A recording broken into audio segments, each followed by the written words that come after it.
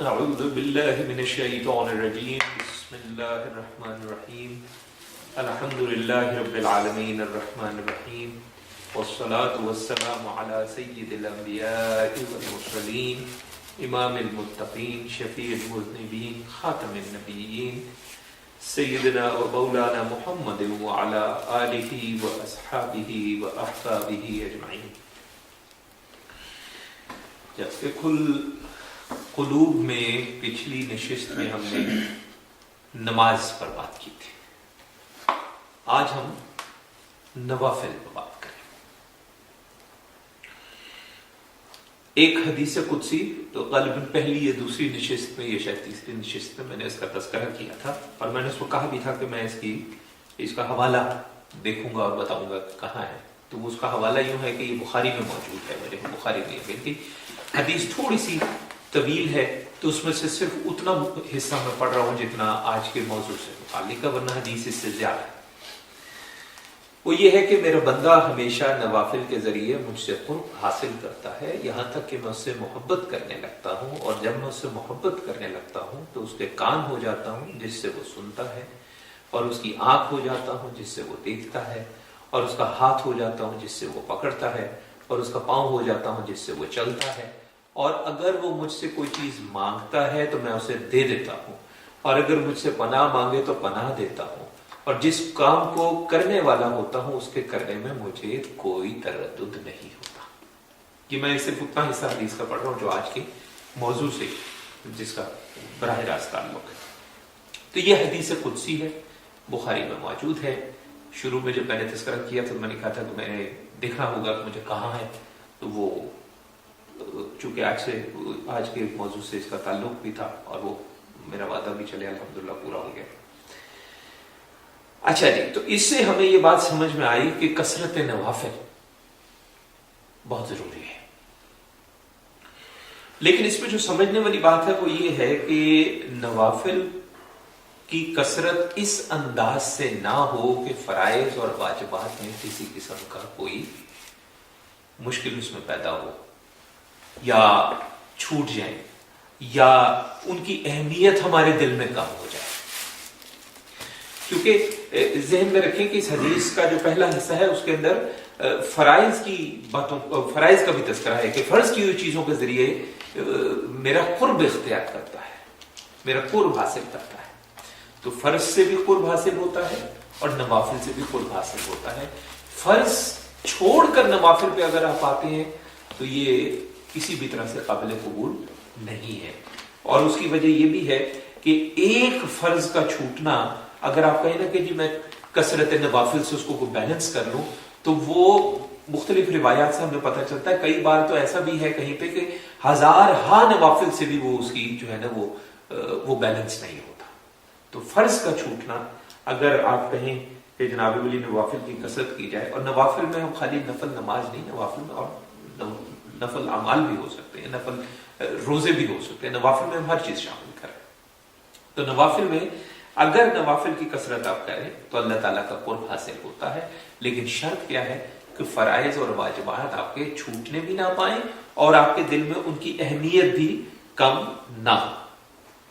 اچھا، ایک اور نقطہ جو بہت ضروری ہے وہ یہ ہے کہ بہت سے، اگر آپ احادیث مبارکہ کا مطالعہ کریں تو دیکھیں گے کہ بہت سی اعمال اور بہت سی عبادات ایسی حضور اکرم صلی اللہ علیہ وسلم نے کی ہیں، آپ کو وہاں سے نظر آئیں گی، ان کی سیرت میں بھی نظر آئیں گی، جو آپ نے کبھی کی اور کبھی نہ کی. اچھا، ہمارا مسئلہ جو ہے نا وہ ایک یہ بھی ہے کہ ہم لوگ کئی بار ایسا کرتے ہیں کہ ہم جب نوافل کی صورت میں آتے ہیں، نوافل پہ یا اور کسی پہ، اذکار پہ یا کسی چیز پہ آتے ہیں. میں نے پچھلی دفعہ تذکرہ کیا تھا کہ ذکر جو ہے اس کے حوالے سے میں نے بات کی تھی کہ کچھ لوگ یہ بھی کہتے ہیں کہ ذکر کو ایک طرح کا فرض کا درجہ دے دیتے ہیں. بات یہ ہے کہ جو عمل حضور اکرم صلی اللہ علیہ وآلہ وسلم نے کیا، کبھی نہیں کیا، ہم بھی اگر اس کو اپنائیں تو مناسب ہے کہ کبھی کریں کبھی نہ کریں، کیونکہ ان کے کرنے کی سنت بھی پوری ہو جائے اور ان کے نہ کرنے کی سنت بھی پوری ہو جائے. ٹھیک، پہلی بات. دوسری بات، اس کو اپنے اوپر لازم نہ کریں کہ آپ اپنا جو آپ دیکھیں کہ صحابہ کرام نے کام کیا ہے اور کبھی نہیں کیا ہے، حضور صلی اللہ علیہ وسلم نے کبھی یہ کام کیا ہے، کبھی یہ کام نہیں کیا ہے، تو ہمارے لیے بھی بہتر یہی ہے کہ ہم کبھی وہ کام کریں اور کبھی وہ کام نہ کریں۔ ہاں یہ ضرور آپ کر سکتے ہیں کہ جی کرنا ذرا زیادہ کر لیں اور نہ کرنا ذرا کم کر لیں، اس میں کوئی مذائقہ نہیں، لیکن اس کو لازم نہ قرار دیں اپنے اوپر، یہ بہت ضروری ہے، کیونکہ اس سے پھر ایک گستاخانہ پہلو بھی نکلتا ہے۔ اگر میں اپنے اوپر لازم کر لوں گا تو ایک گستاخانہ پہلو بھی نکلتا ہے کہ حضور صلی اللہ علیہ وسلم نے تو اپنے اوپر لازم نہیں کیا اور میں اپنے اوپر اس کو لازم کر رہا ہوں، یہ ایک پھر اس میں نامناسب بات ہے۔ اچھا، اس کے علاوہ ایک اور بھی اہم بات سمجھنی ہے کہ جو حقوق العباد ہیں ان کو بھی متاثر نہیں ہونا چاہیے۔ اگر میں شادی شدہ ہوں، صاحب اولاد ہوں، تو میرے بیوی بچوں کے حقوق ہیں، پھر میرے اپنے جسم کے کچھ حقوق ہیں۔ جسم کو آرام چاہیے۔ آپ دیکھیے حضور صلی اللہ علیہ وآلہ وسلم آپ عشاء کے بعد کچھ دیر آرام فرماتے تھے، کچھ نیند لیتے تھے، اس کے بعد اٹھتے تھے اور پھر عبادت کرتے تھے، کیونکہ اس جسم کا بھی کچھ حق ہے، وہ بھی ہمیں پورا کرنا ہے۔ ہمارے بیوی بچے کے حقوق ہیں، ان کو پورا کرنا ہے، ہمارے والدین کے حقوق ہیں، ان کو پورا کرنا ہے، بھائی بہن کے کوئی حقوق ہیں، جو بھی حقوق ہیں ان کا پورا ہونا ضروری ہے۔ یہی وجہ ہے کہ آپ دیکھیے کہ سیرت کا مطالعہ کریں تو آپ کو واضح طور پہ پتہ چلے گا کہ حضور صلی اللہ علیہ وسلم کو بھی خاص طور پہ کہا گیا کہ آپ کچھ آرام کیا کریں۔ تو ہمیں یہ بھی خیال رکھنا ہے کہ ہر چیز کا جو حق ہے اس کو دیا جائے۔ یہ جو ہمارے یہاں اس قسم کی گفتگو ہوتی ہے، مجھے پتا ہے اس بات سے بہت سے لوگ جو ہیں وہ ان کو تکلیف بھی ہوگی کہ جی وہ فلاں ہمارے بزرگ تھے جنہوں نے عشاء کے وضو سے جو ہے نا وہ فجر کی نماز پڑھی، ساری رات اتنی عبادت کی۔ اگر یہ بات درست ہے اور وہ مجرد تھے تو پھر تو ٹھیک ہے، اگر وہ مجرد نہیں تھے تو اس کا مطلب ہے بیوی بچے کا حق ہونا ہمارا۔ دین اسلام اس چیز کو قبول نہیں کرتا۔ اب مجھے ایک بات بتائیے کہ آپ کہیں جی ایک صاحب ہے فلاں صاحب، انہوں نے 40 سال اس طرح کی باتیں ملتی ہیں کہ جی عشاء کے وضو سے جو ہے وہ فجر کی نماز ادا کی، شرعاً تہجد بھی اس میں نہیں پوری ہو سکتی، کیونکہ تہجد پڑھنے کی شرط میں بھی کے لیے بھی جو شرائط ہے اس میں ایک شرط ہے کہ نیند لے کے اٹھنا ہے۔ اگر میں یہ کہوں کہ میں عشاء کی نماز کے بعد فجر تک نہیں سوؤں گا تو اگر میں تہجد کے نوافل بیچ میں پڑھتا بھی ہوں تو وہ نوافل ہے، وہ تہجد نہیں ہے۔ تہجد کے لیے نیند کا لینا لازمی ہے، اور ائمہ نے اور محدثین نے تہجد کا جو لفظی ترجمہ کیا ہے وہ لفظی ترجمہ بھی یہی کیا ہے، نیند کے بعد کی نماز۔ گو کہ اس پہ خواجہ حسن بصری رحمۃ اللہ علیہ کا تھوڑا سا نقطہ نظر، انہوں نے یہ کہا کہ عشاء کے بعد کی نماز، لیکن جو اکثریت آپ کو ملے گی وہ یہی کہہ رہے ہیں کہ نیند کے بعد کی نماز ہے تہجد۔ اگر میں عشاء سے لے کے فجر تک سوتا نہیں ہوں تو اگر میں نے تہجد پڑھی تو تہجد نہیں ہوگی، وہ نوافل تو ہوں گے لیکن تہجد نہیں۔ ایک میں مثال دے رہا ہوں۔ تو یہ تھوڑا سا ہم عقیدت کے اندر بہت سی چیزوں کو سوچے سمجھے بغیر جو ہے وہ بیچ میں شامل کر لیتے ہیں، سوچنا چاہیے، اس طرح بات نہیں کرنی چاہیے۔ تو ہمارے حقوق، ہمارے بیوی بچے کے حقوق، ہمارے ماں باپ کے حقوق، ہمارے اپنے جسم کے حقوق، ان سب کا پورا ہونا لازم ہے۔ اچھا، فرض نماز کے بعد نوافل کے اگر آپ میں آ جائیں تو سب سے زیادہ جو فضیلت ہے وہ نماز تہجد کی ہے، یہ بھی ذہن میں رکھا جائے۔ اور اس سلسلے میں ہمارے پاس بہت سی روایات موجود ہیں، قرآن سے بھی ثابت ہے، احادیث سے بھی ثابت ہے۔ مثلا مثال کے طور پہ مسلم کی روایت موجود ہے کہ فرض نماز کے بعد سب سے افضل نماز جو ہے وہ درمیانی رات کی نماز ہے، اور درمیانی رات کو جو محدثین نے اور شارحین نے جو کہا ہے انہوں نے اس سے مراد تہجد ہی لی ہے۔ اچھا، بلکہ اس کے اندر یہ بھی ذہن میں رکھیں کہ تہجد کا مقام اتنا ہے کہ سورہ بنی اسرائیل کے اندر اللہ تبارک و تعالیٰ نے حضور صلی اللہ علیہ وسلم کو تاکید کی ہے کہ آپ رات کو تہجد پڑھیے، اور ساتھ میں یہ کہا ہے کہ یہ جو زیادتی ہے یہ آپ کے لیے، زیادتی کا مطلب ایڈیشن، وہ دوسرا زیادتی نہیں، یہ جو ہے یہ آپ کے لیے ہے، اور یہ کہ آپ کا رب جو ہے وہ آپ کو مقام محمود پر فائز کر دے گا۔ اچھا، اب یہ جو قرآن کے اندر ایک چیز کہا جا رہا ہے، اچھا یہ جو ہے نا یہ مطلب ایڈیشن آپ کے لیے ہے، یہ زیادتی جو ہے وہ آپ کے لیے ہے، اس کو ایک چیز ذہن میں رکھیں کہ اس پہ کچھ تھوڑا سا جو اختلاف رائے ہے۔ زیادہ تر ائمہ اور شارحین اور محدثین کا اس میں خیال یہ ہے کہ اس کا مطلب یہ ہے کہ یہ تہجد کی نماز جو ہے حضور اکرم صلی اللہ علیہ وسلم کے لیے ایک طرح سے لازم تھی، لیکن امت کے لیے لازم نہیں ہے، افضل ہے۔ تو یہ بھی ایک نقطہ ذہن میں رکھیں۔ اچھا، اب اس میں یہ کہ مقام محمود کیا ہے؟ اچھا، یہ چونکہ آج موضوع نہیں ہے اس لیے ہم مقام محمود پہ اس وقت تو بات نہیں کریں گے، لیکن پھر کسی وقت اگر موقع ملا تو انشاءاللہ دیکھیں گے۔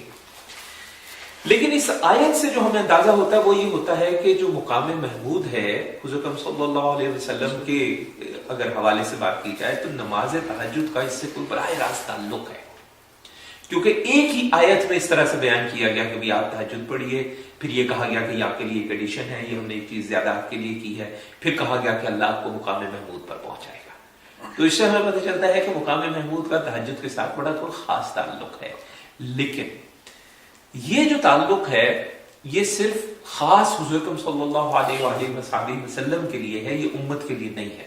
مقام محمود پہ پہنچانے کا وعدہ صرف اللہ کے حبیب کو کیا گیا ہے، ہمیں آپ کو نہیں کیا گیا، تو تعلق خاص آپ کے لیے ہے۔ ہمارے لیے کیا ہے کہ ہمیں اس میں بہت سے فوائد جو حاصل ہوتے ہیں، اس میں تزکیہ ہوتا ہے بہت زیادہ، اور تزکیہ کے مختلف پہلو اس کے اندر جو ہے وہ کور ہوتے ہیں، ان کو اب تھوڑا سا ساتھ ساتھ ہم دیکھتے جاتے ہیں۔ اچھا، سب سے پہلے تو ایک ذہن میں یہ بھی رکھیں کہ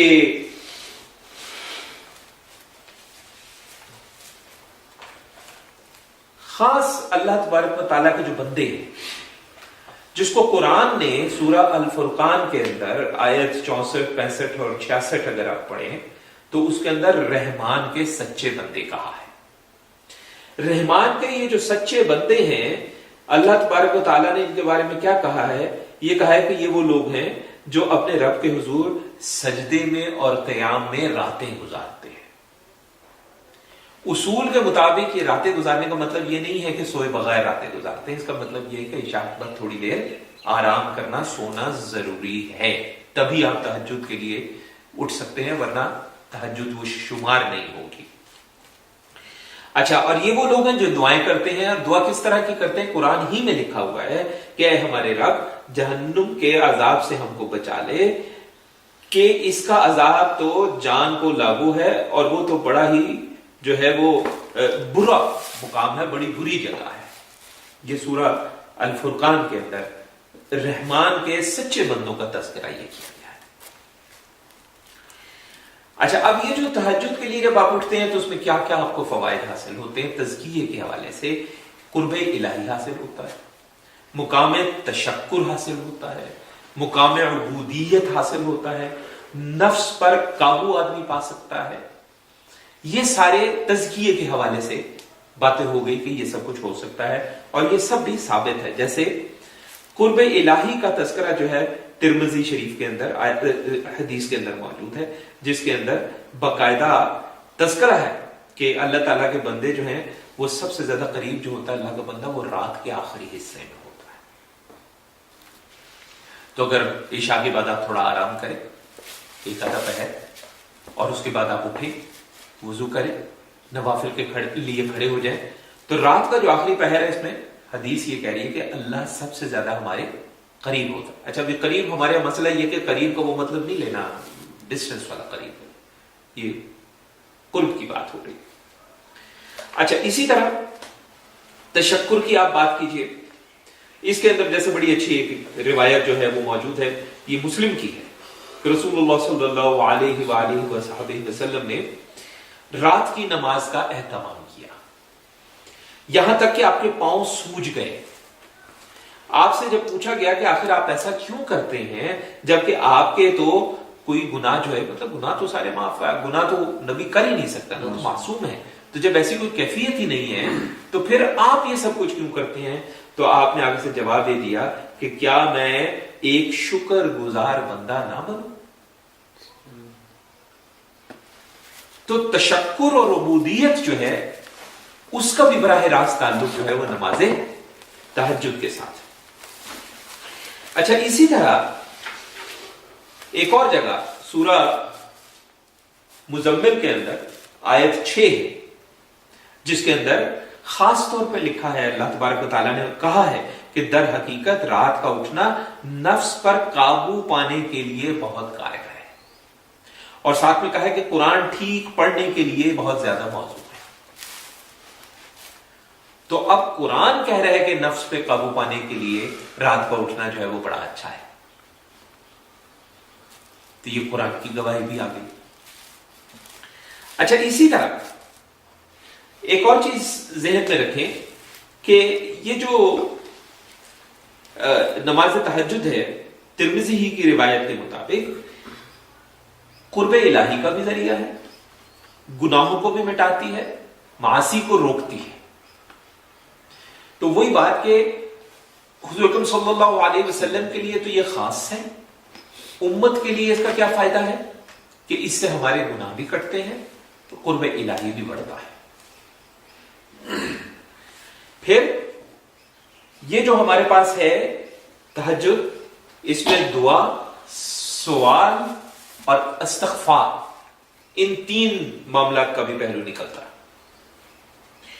جیسے مثال کے طور پہ ایک حدیث قدسی کہ ہمارا رب تبارک و تعالی ہر رات کو جب آخری تہائی حصہ باقی رہ جاتا ہے قریبی آسمان کی طرف نزول فرماتا ہے اور کہتا ہے کون ہے جو مجھ سے دعا کرے کہ میں اس کی دعا قبول کروں، کون ہے جو مجھ سے مانگے کہ میں اس کو عطا کروں، کون ہے جو مجھ سے مغفرت اور بخشش طلب کرے کہ میں اس کو بخشوں. مسلم کے روایت. تو دعا کے لیے، سوال کرنے کے لیے، طلب مغفرت کے لیے بہت ایک اعلیٰ ذریعہ ہے. اچھا اسی طرح قرآن مجید کے اندر متقی لوگوں کے بارے میں کیا کہا گیا کہ یہ راتوں کو کم سوتے تھے. یہ نہیں کہا کہ ساری رات جاگتے تھے، راتوں کو کم سوتے تھے، رات کے پچھلے پہروں میں وہ معافی مانگتے تھے. یہ کم سونا، استغفار کرنا. اچھا پھر ساتھ میں ایک اور بھی چیز لکھی کہ ان کے مال میں سائل اور محروم کے لیے حق تھا. تیسری چیز یہ بیان کی، یہ جو ہمارے ہاں ایک ہے کہ جی بس تسبیح پکڑ لی اور نوافل پہ نوافل پڑھے جا رہے ہیں، اور فرض کریں کہ کوئی ہمیں وہ جسے کہتے ہیں نا کہ کنفرم پتا ہے کہ ساتھ غریب آدمی قریب میں رہتا ہے، اس کی طرف کوئی رغبت نہیں ہے، اور اگر اس کو مشکل پیش آ گئی ہے تو اس کو کوئی مدد نہیں ہے، اور کوئی صدقہ خیرات نہیں ہے، تو یہ بھی کوئی حوصلہ افزا بات نہیں ہے، کوئی اتنی قابل قبول بات نہیں ہے. کیونکہ قرآن جو کہہ رہا ہے وہ یہی کہہ رہا ہے کہ ایک تو راتوں کو کم سوتے تھے، دوسرا یہ رات کے پچھلے پہروں میں معافی مانگتے تھے، تیسرا ان کے مال میں سائل اور محروموں کے لیے حق تھا. تو ایک چیز یہاں سمجھنا اور ضروری ہے، دین اسلام جو ہے نا وہ میں کہتا ہوں یہ ایک کمپلیٹ پیکج ہے. آپ کو ایک چیز پسند آئی آپ نے لے لی، آپ کو پسند آئی آپ نے لے لی، آپ کو لے لیا پسند آئی آپ نے لے لی، اس طرح بات نہیں بنتی، ایسے نہیں بنے گی بات. اس کو پورا کا پورا لینا ہوگا، ہمیں ٹکڑے نہیں کرنے. ہم نے اگر ٹکڑے کرنے تو یہی کام تو ہم سے پہلے بنی اسرائیل اور پچھلی جو اقوام جتنی بھی ہیں جن میں اللہ تبارک و تعالیٰ نے یا کتابیں نازل کی یا صحائف آئے اور انبیاء آئے، وہ بھی یہی کرتے تھے، جس کی وجہ سے مسائل پیدا ہوئے. ہاں یہ ضرور ہے، دیکھیں اب ایک بڑا دلچسپ نکتہ ہے. نکتہ یہ ہے کہ ایک آدمی ہے، وہ اس کو روزانہ اپنے خرچ کے لیے فرض کریں 100 روپیہ چاہیے.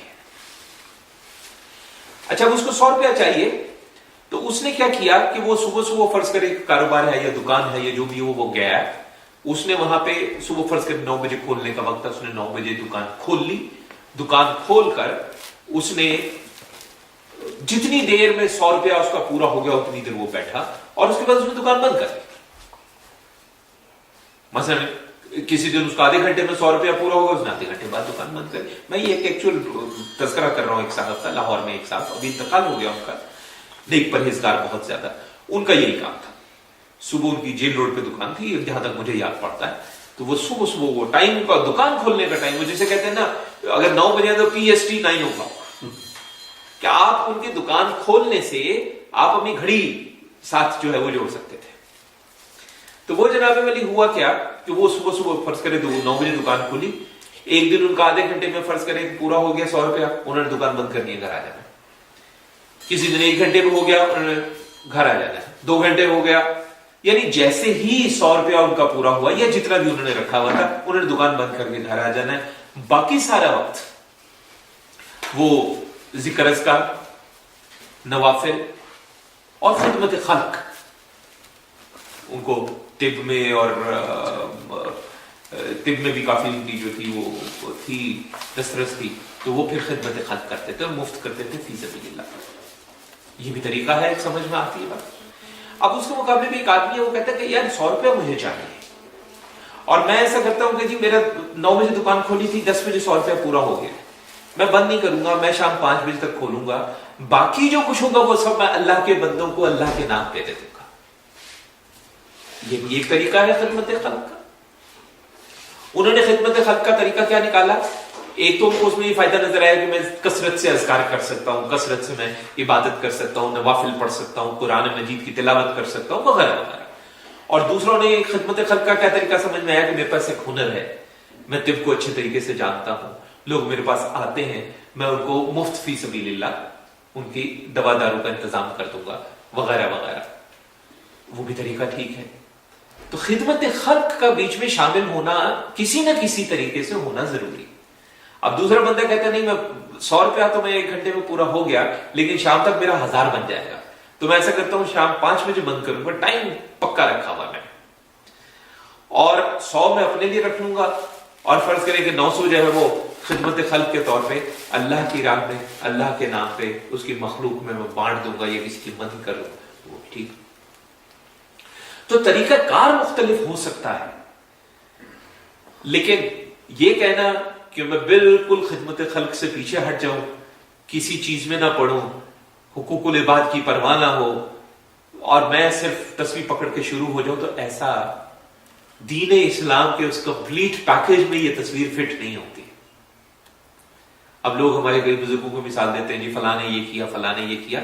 देखिए, बहुत सी चीजें आप आउट ऑफ कॉन्टेक्स्ट बगैर से आपको सबाक के पेश करेंगे और पूरा उसका पहलू सामने नहीं लाएंगे तो बात सामने नहीं आएगी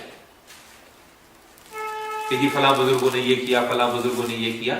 इस तरह से बात नहीं होती है, उसको पूरा देखना पड़ेगा आपको, उसका सियाको सबाक उस मामले का क्या है और जिंदगी का उनका क्या तरीकाकार क्या था, किस तरीके से वो खिदमत खल्क किया करते थे, उन्होंने शादी की तो बीवी बच्चों के हुकूक कैसे अदा करते थे, फिर वो सबको देखें और फिर फैसला करें। किसी एक चीज को पकड़ के कि वो उन्होंने इतने दिन के लिए वो उन्होंने तखलिया कर लिया था, तो वो इस तरह से नहीं बात होती। और आज भी बहुत से लोग इस तरह करते हैं।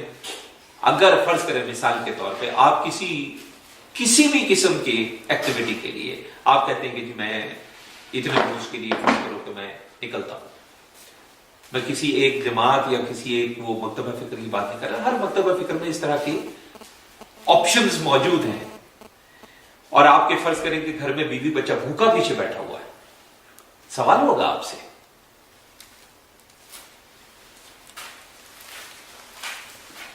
तो ये समझना बड़ा जरूरी है कि ये एक कंप्लीट पैकेज है। इस तरह से बात नहीं होती कि इस तरह कर ले और उस तरह कर।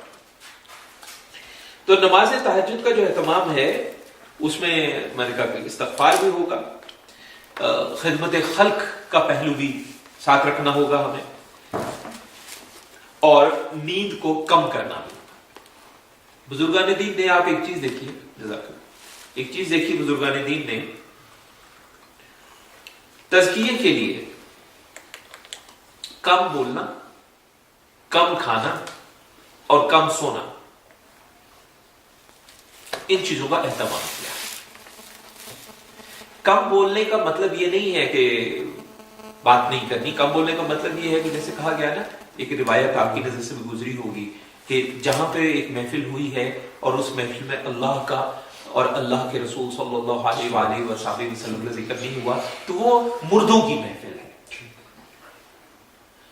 تو اس زبان کا مسئلہ کیا ہے؟ کسی بزرگ کی مجھے کال پہنچا مجھ تک، میں نے پڑھا کہیں کہ اس زبان کا مسئلہ یہ ہے کہ اسے بولنے کی وہ ہے نا بیماری کہہ لیں جو مرضی کہہ لیں، تو بولنے کا بہت شوق ہے اس کو، تو اس کو بولنے کے لیے کچھ پڑھنے کو دے دو، اللہ کا نام دے دو، اللہ کے اسماء میں سے کوئی اسم دے دو، کوئی آیت دے دو، کوئی درود کوئی دے دو، اس طرح سے، تاکہ اس کا بولنے کی وہ جو پنجابی میں چاس جو ہے نا وہ ختم ہو جائے، اس کو تسلی ہو جائے. کیونکہ اگر اس کے علاوہ یہ بولے گی تو پھر غیبت کا خطرہ، خرافات کا، ٹھٹھے کا، دوسرے لوگوں کے مذاق اڑانے کا، یہ خطرات ہیں.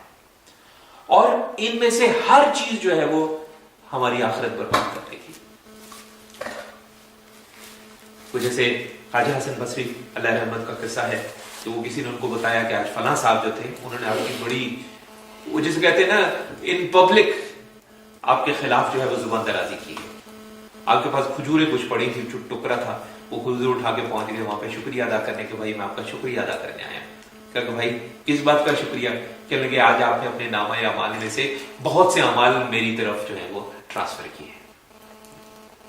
اچھا ویسے قصوں کا ایک اور بھی ذہن میں رکھیں کہ بہت سے لوگوں سے آپ کو ایک ہی چیز یہاں پہ ہمارے یہاں ملتی ہے، اسی لیے ہم حدیث کا جو طریقہ کار ہے وہ جو ایک سند کا، اس کے علاوہ جتنی بھی روایات ہیں ان کو ہم ٹھیک ہے لے لیتے ہیں. لیکن اب یہی واقعہ میں نے حسن بصری سے بھی سنا ہے اور 2-3 لوگوں سے بھی سنا ہے کہ انہوں نے یہ کیا تھا، انہوں نے یہ کیا تھا، انہوں نے یہ کیا تھا.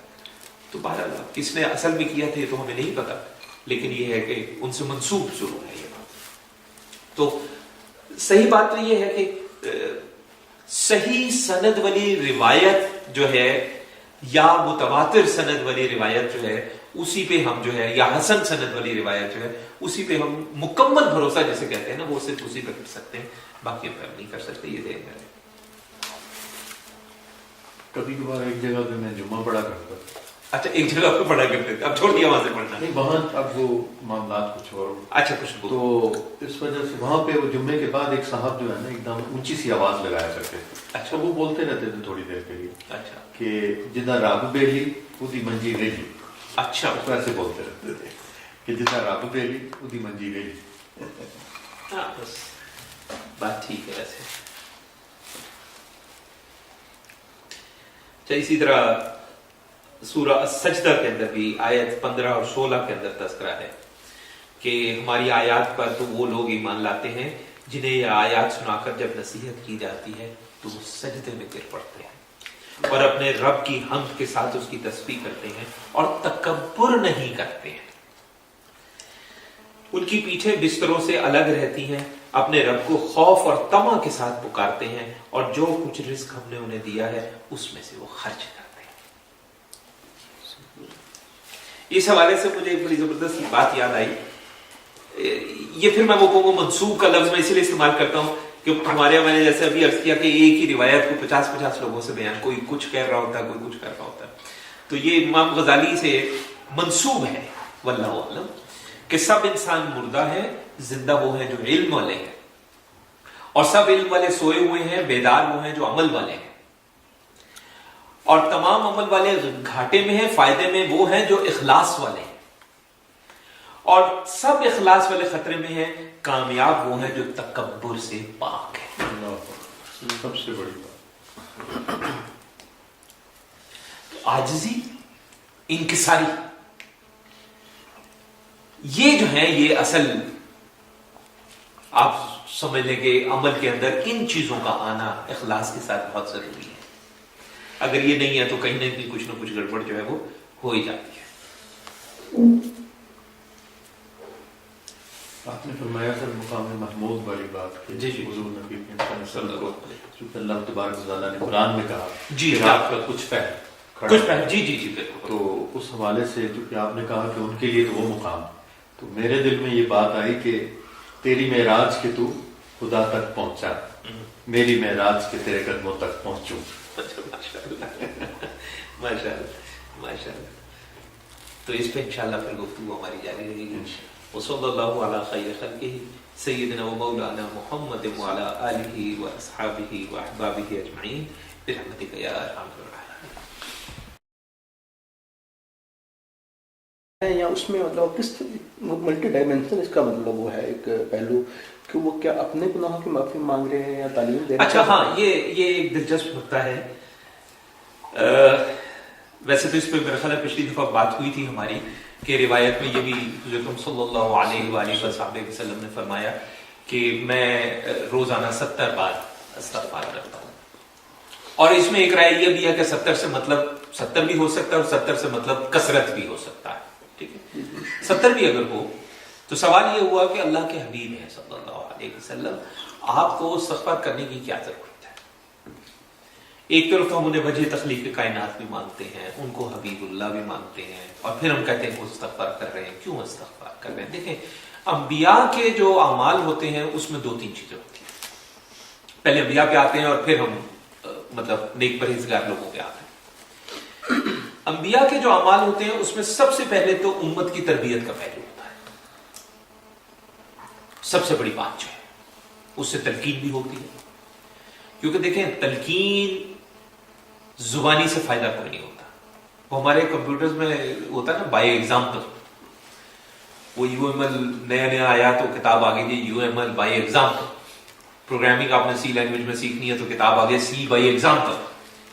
ठीक है ना, तो तलकीन बाय एग्जाम्पल जो है उसी का फायदा हो सकता है। अगर बगैर आपके सामने एक अमली नमूने के तलकीन खाली होगी तो उसके असरात बहुत हल्के होंगे। एक तो ये ज़हन में रखें कि अंबिया इकराम अलैहिमुस्सलाम वो शख्सियात हैं जिनको हमारा मानना है कि वो मासूम है, और मासूम जो है उनसे गुनाह सरजद नहीं होता। अगर कोई कोताही है, मैं उसको लफ्ज गुनाह नहीं कहूंगा, कोताही है, वो उम्मत के पहलू के लिए कोताही हो सकती है, उस उम्मत की तरबियत के लिए हो सकती है। तो उससे एक चीज सामने आ जाए कि अगर ऐसा कभी आपके पास हो तो आपने किस तरह का अमल करना है। ये मेरा मानना ये पहली बात। अच्छा, दूसरी बात, वो लोग जो अंबिया कराम तो नहीं है, मतलब हम कहते हैं कि बड़े नेक परहेज़गार मुहद्दिसीन हैं, औलिया हैं, उलमा हैं, सालेहीन हैं, ये लोग भी बहुत नेक परहेज़गार हैं। इनको कसरत से इस्तिग़फ़ार करने की क्या जरूरत पेश आती है? ज़हन में रखें कि तौबा इस्तिग़फ़ार सिर्फ अपनी कोताहियों और गुनाहों से नहीं होता, तौबा इस्तिग़फ़ार अपने मुकाम से भी होता है। मैं इस वक्त एक मुकाम पर हूं, मैंने कसरत से तौबा और इस्तिग़फ़ार की, अल्लाह तबारक व तआला ने मेरी तौबा, मेरी इस्तिग़फ़ार कबूल फरमाई, मुझे एक बेहतर रूहानी मुकाम अता कर दिया गया। तो तौबा इस्तिग़फ़ार सिर्फ इसलिए नहीं होती है कि गुनाहों ही से इस्तिग़फ़ार किया जाए। तौबा इस्तिग़फ़ार इससे भी होती है कि मैं इस जगह पर ज्यादा देर ना रहूं, आगे से आगे निकलूं। और तौबा इस्तिग़फ़ार एक वो जिसे कहते हैं ना अंग्रेजी में प्रिवेंटिव, एक प्रिवेंटिव चीज भी है। एंटीवायरस है जी, एंटीवायरस तो नहीं, एक प्रिवेंटिव चीज भी है कि मुझसे कोई कोताही हो ना जाए, वो पहलू भी इसके अंदर निकलेगा। तो अंबिया की और चीज है मामला, उम्मत के जो लोग हैं उनका और चीज है, और फिर दर्जा बदर्जा जाहिर है फिर उसी तरह से है। कसरत तो बस इस्तिग़फ़ार करेंगे तो सारा वक्त वो ज़हन में ख्याल अल्लाह का रहेगा, उससे तकवा की कैफियत पैदा होगी। बिल्कुल ठीक, तकवा की कैफियत पैदा। अगर हमारे दिल में ये आ जाए कि भाई मैं तो बड़ा नेक परहेज़गार हूं तो मुझे क्या जरूरत है इस्तिग़फ़ार करने की, तो तकब्बुर आ गया, तो तज़किया तो होते होते रह गया।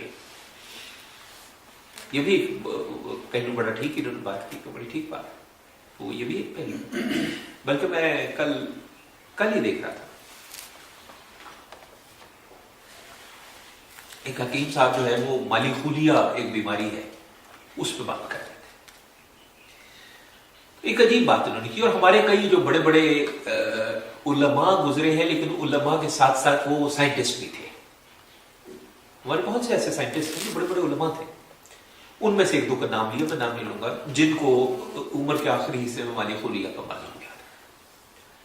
उन्होंने एक बड़ी मजेदार हकीम साहब ने बात की, कहने के कि और तो जो भी असबाब हैं, एक सबब माली खुलिया का यह भी होता है कि आप जरूरत से ज्यादा पढ़ जाएं, बहुत किताबें पढ़ ली हैं आपने, یا ضرورت سے بہت ہی زیادہ آپ نے عبادت کی ہے مثلا، اور آپ کے دل میں وہ پھر پیدا ہو جاتا ہے، یار میں نے تو اتنی عبادت کی، یا اتنا میں نے پڑھ لیا کہ میرے دل میں آ جائے کہ یار میں نے تو اتنا پڑھ لیا، بس میں ہی جانتا ہوں، جو بات میری ہے وہی صحیح ہے، تو وہ کہہ لیں گے کہ اس وجہ سے بھی یہ بیماری جو ہے وہ انسان میں پیدا ہو جاتی ہے۔ تو انہوں نے پھر وہ حکیم صاحب نے 2-3 نام بھی کر بتائے کہ فلاں بھی تھے اور فلاں بھی، تو مجھے نام خیر سارے یاد بھی نہیں ہے، لیکن بڑے نام تھے کچھ، کہ ان کو عمر کے آخری حصے میں مالی پولیو کا مرض ہو گیا تھا، اور ان کا خیال تھا کہ ہم نے اتنا علم حاصل کر لیا، ہم اتنا پڑھ لیتے ہیں کہ اب ہم جو کہہ رہے ہیں وہی ٹھیک ہے اور کوئی صحیح کہہ ہی نہیں سکتا۔ تکبر کا یہ پہلو بھی آ جاتا ہے، اور پھر اس میں ان کو یہ خوف پیدا ہو جاتا ہے کہ چونکہ میں اس درجے پہ پہنچ گیا ہوں تو اب ساری دنیا میری دشمن ہو گئی ہے، تو اب وہ کھانا بھی آ رہا ہے تو ان کو ڈر ہے کہ کسی نے زہر ملا دیا ہوگا، کوئی اور معاملہ ہے تو ان کا اس میں کچھ انہوں نے کر دیا ہوگا، اب یہ لوگ مجھے مار دینا چاہتے ہیں، اس قسم کی چیزیں۔ تو استغفار، اور آگے چل کے میں انشاءاللہ میرا ارادہ ہے کہ ایک بیماری لے کے کبھی یہ بیماری ہے اس کا علاج کیا ہے، یہ بیماری ہے اس کا علاج، تو بیماری یہ ان بیماریوں کی بات کر رہا ہوں، تکبر ہے، ہوس ہے، ان بیماری، وہ بیماریاں نہیں جو دواؤں والی نہیں، روحانی بیماریاں اور دل کی بیماریاں اور روح کی بیماریاں، ان پہ ہم ایک پہ انشاءاللہ بات کریں گے، اور پھر اس میں پھر انشاءاللہ اور بھی چیزیں آ جائیں گی، وہاں توبہ کا پہلو دوبارہ آئے گا انشاءاللہ، تو اس کو تفصیل سے لیں گے۔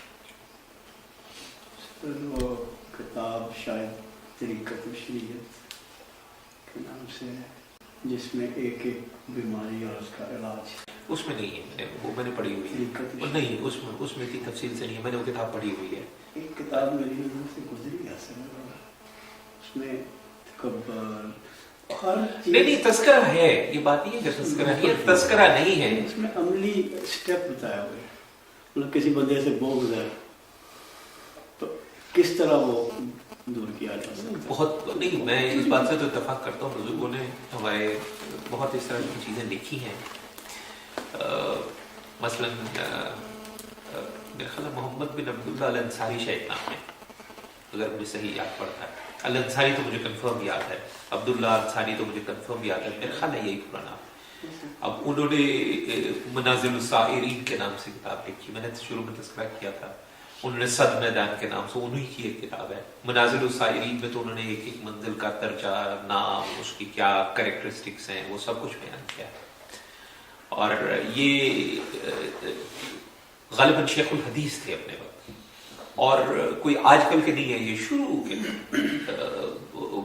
علماء میں شمار ہوتے ہیں، کافی اور محدثین میں بھی شمار ہوتے ہیں، تو انہوں نے بھی کتاب لکھی ہے، بہت لوگوں نے لکھی، حضور انشاءاللہ ہم بھی انشاءاللہ ایک بیماری کر کے انشاءاللہ ڈسکس، حضور میں بھی اس طرح بہت ساری چیزیں احادیث میں ہے، احادیث میں بہت ساری، مثلا یہ جو آپ بات بتا رہے ہیں تو اس کے لیے مسافے کا تھا، آپ سے سلام کریں تو آپ کے پھر وہ کسی نے کہا کہ اسلام کیا ہے، تو جواب یہ دیا کہ اسلام یہ ہے کہ تم سلام کرو چاہے تم اسے جانتے ہو یا نہیں جانتے، اور کھانا کھلاؤ چاہے تم اسے جانتے ہو یا نہیں جانتے۔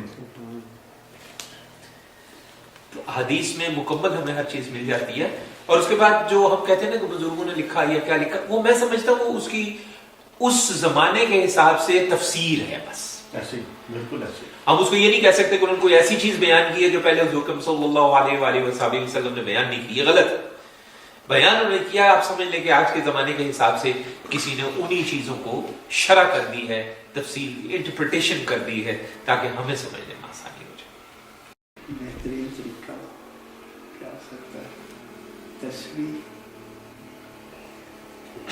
تسبیح بھی، تسبیحات کا بھی ہے، بالکل ہے، تسبیحات کا بھی، جیسے میں عام طور پہ دوستوں کو اگر کوئی اس طرح پانا چاہے تو صبح ایک تسبیح جو ہے وہ دیتا ہوں استغفار کی، آپ لینا چاہیں آپ لے لیں، ہاں جی پوری نہیں، وہ ہم جو کرتے ہیں وہ ہے استغفر اللہ الذی لا الہ الا هو الحی القیوم واتوب الیہ، ہم یہ والی تسبیح، لیکن وہ بھی ٹھیک ہے، اس میں سے کوئی مطلب، ہاں تو وہ ہم کرتے ہیں۔ اس کے علاوہ ایک روایت میں یہ بھی ہے کہ جب اس کا مفہوم یہ ہے کہ جب ہم سے کوئی غلطی کوتاہی کوئی گناہ ہو جائے ہمیں فوری طور پہ جو ہے وہ استغفار کرنا چاہیے، اللہ سے مغفرت مانگنی چاہیے. تو پوچھا گیا کہ جی کلمے کے حوالے سے لا الہ الا اللہ، آپ نے کہا لا الہ الا اللہ بہترین استغفار ہے. میں مفہوم بیان کر رہا ہوں، ناٹ ایگزیکٹ ورڈس. تو کثرت کے ساتھ لا الہ الا اللہ کرنا جو ہے وہ بھی ایک طرح سے اس میں آ جاتا ہے. پھر بہت سے لوگ ہیں جو ہر وقت چلتے پھرتے اٹھتے بیٹھتے استغفر اللہ بیٹھ کرتے ہیں، یہ ٹھیک ہے. اس طرح کا سر وہ جو تصویر آپ دیکھیں لا حول ولا قوت الا باللہ بہت بڑا استغفار، بہت بڑا ہے. تو مختلف طریقے ہیں، مختلف راستے ہیں ایک ہی چیز کو. اصل مقصد ہر چیز میں دیکھیں تو وہ وہی ہے کہ تزکیہ ہو جائے. تزکیہ ہوگا تو یہ ساری چیزیں جو ہمارے مرض ہیں یہ ساری ختم ہو جائیں گے انشاءاللہ. سر نماز کے حوالے سے جو نماز کے ایک نماز پڑھنے کے بعد جو دوسری نماز کے انتظار میں رہتا ہے وہ نماز میں ہی ہے، وہ کاؤنٹی نماز میں ہوتا ہے، وہ جو ہمہ وقت نماز والے ہوتے ہیں اصل میں جن کی نماز قائم. ہاں وہ نماز قائم کرنے کی ایک تفسیر یہ بھی ہے. ہاں ایک تفسیر یہ بھی ہے، درست. میں یہ نہیں کہتا دس از دی اونلی ون، لیکن یہ ایک تفسیر یہ بھی ہے. سب تکبر کے بارے میں نے کہیں پڑھا تھا شاید زاویہ میں کہا کہ یہ جو جیسے کسی کو کوئی بات کا علم ہے، علم حاصل ہے، وہ دوسروں کو بتانا چاہتا ہے یا وہ ایک محفل سجاتا ہے، مطلب علماء کرام ہیں وہ آتے ہیں بتاتے ہیں، یا کوئی پروفیسر ہیں وہ کلاس میں، تو ان کا یہ سمجھنا یا کہنا کہ آؤ بچوں میں آپ کو بتاتا ہوں، اس میں بھی تکبر ہے. دیکھیں اس میں دو پہلو سے دیکھا جا سکتا ہے. دیکھیں وہی انما الاعمال بالنیات والی بات آ جاتی ہے. ایک آدمی ہے وہ یہ کہتا ہے کہ اللہ تبارک و تعالیٰ نے، وہ دل سے یہ مانتا ہے کہ اللہ تبارک و تعالیٰ نے مجھ پہ بڑا کرم کیا ہے اور مجھے یہ علم سکھایا ہے، تو مجھے خدمت خلق کے پہلو کے طور پہ اس علم کو آگے پہنچانا چاہیے. اب تکبر نہیں ہے. لیکن ایک آدمی کہتا ہے کہ یار مجھے یہ پتا ہے، اب یہ تکبر ہے. تھوڑا سا وہ جیسے کہتے ہیں نا، پھر وہی بات ہے کہ دل میں کیا ہے، جس کو دل میں کس بات کو رکھ کے اگلا جو ہے وہ بات کر رہا ہے اس پہ ہے. لیکن کامن زندگی میں ہم ایک دن میں میرا خیال ہے 500 دفعہ ان چیزوں سے تکبر کر جاتے ہیں. یا یہ یوں نہیں یوں کرنا. ہاں تکبر کر جاتے ہیں، بات درست ہے. یعنی مجھے پتا ہے اور نہیں، لیکن ان میں اتنے شکوک و شبہات جب پیدا ہونا شروع ہو جائے نا، یہ غلط چیز ہے کسی بھی معاملے میں مطلب میری رائے کے مطابق. اور دوسرا یہ کہ یہ آپ پر فرض بھی ہو جاتا ہے، جیسے رزق ہے، علم بھی ایک رزق ہے اور اس کو بانٹنا آپ پر فرض ہو جاتا ہے. اگر آپ اس کو سنبھالے رکھتے ہیں، بھائی میں کسی کو نہیں بتاتا. وہ جو پتہ نہیں میں نے ابھی کیا یہ نہیں، وہ جو میں لکھ رہا ہوں تو اس میں ایک وہ ہے نا فکرہ، وہ کہتے ہیں کہ جی جو علم ہوتا ہے وہ بھی کھڑے پانی کی طرح ہوتا ہے، اور وہ اگر کھڑا رہے تو وہ اس میں بدبو پڑ رہی ہے. اس کی بدبو ختم کب ہوتی ہے؟ جب اس کو کہیں پہنچانے کا کوئی انتظام کیا جائے، اس کو بہایا جائے. جب تک پانی بہے گا نہیں اس میں بدبو آئے گی. تو وہ کہتے ہیں کہ جناب والی علم جو ہے وہ بھی پانی کی طرح ہے کہ اگر وہ بہے گا تو وہ ٹھیک ہے، اگر نہیں بہے گا تو بدبو دے گا، اور وہ بدبو اس معاملے میں تکبر کی صورت میں آئے گی. جو قاری صاحب نے میں جو کچھ روایتیں بتائی تھی، یعنی وہ کہتے ہیں یہ شاید حدیث ہے کہ اس کی ورڈنگ یہ ہے کہ علم سیکھو اور سکھاؤ پھر آگے. یہ تو مشہور ایک جو ہے وہ روایت مانی ہے، مغرب کا وقت ذرا قریب ہے، تیاری کریں.